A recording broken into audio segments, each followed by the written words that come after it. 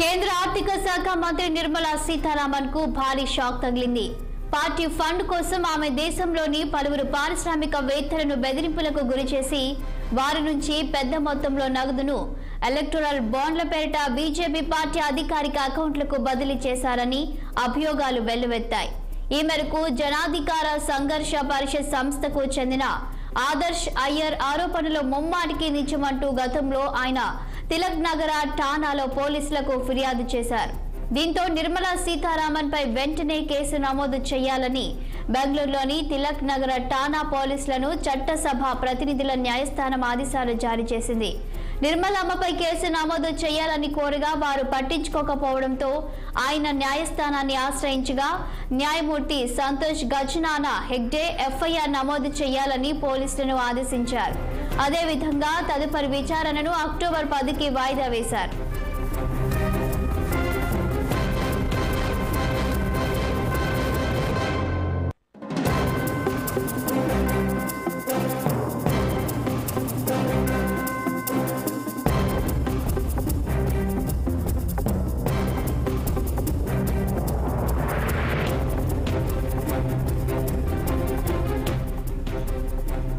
ఇక దీనిపై మరింత సమాచారం మా ప్రతినిధి అశోక్ అందిస్తారు. అశోక్, చెప్పండి. ఇక కేంద్ర మంత్రి ఆర్థిక శాఖ మంత్రి నిర్మలా సీతారామన్ పై కేసు నమోదు అవుతున్నట్టు తెలుస్తుంది. దీనికి సంబంధించి మీ వద్ద సమాచారం ఏంటి?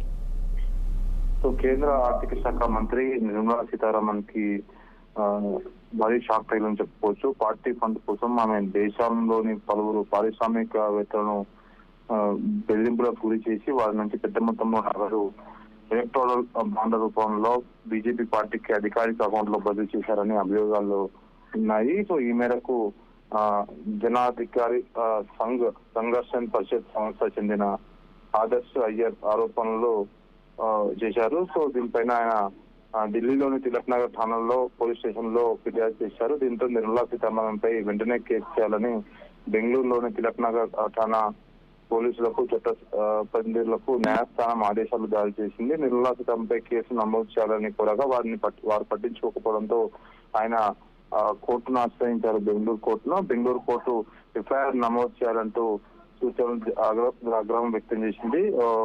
న్యాయమూర్తి సంతోష్ గజానా హెగ్డే ఎఫ్ఐఆర్ నమోదు చేయాలని పోలీసులకు ఆదేశించారు. అదేవిధంగా తదుపరి విచారణ అక్టోబర్ 10 తారీఖు వాయిదా వేశారు. సో గతంలో ఏదైతే బీజేపీ పార్టీకి ఎలక్షన్స్ ముందు ఎలక్ట్రల్ బాండ్ రూపంలో దేశవ్యాప్తంగా చాలా వరకు నిధులు వచ్చాయి. దానిపైన విపక్షాలు కూడా పెద్ద ఎత్తున ఆరోపణలు చేశాయి, ఎలా వచ్చాయని. సో దీనిపైన ఇప్పుడు చర్చ కొనసాగుతున్న సందర్భంలో మరోసారి నిర్మలా సీతారామన్ బెదిరించారంటూ బెంగళూరు చెందిన వ్యక్తి ఆరోపణలు చేయడం, దానిపైన ఎఫ్ఐఆర్ నమోదవడం, ఇప్పుడు మరి ఈ కేసు ఏ విధంగా ముందుకు వెళ్తుందని మనం వేచుకోవాల్సిన అవసరం ఉంది. అక్టోబర్ 10 తారీఖు వరకు ఈ కేసు అయితే వాయిదా పడింది. సో ఇప్పుడు నోటీసులు మరి ఎఫ్ఐఆర్ నమోదు చేశారు కాబట్టి ఖచ్చితంగా నోటీసులు ఇచ్చే అవకాశం ఉంది. మరి నోటీసులకు కేంద్ర మంత్రి ఏ విధంగా స్పందిస్తుందో చూడాల్సింది.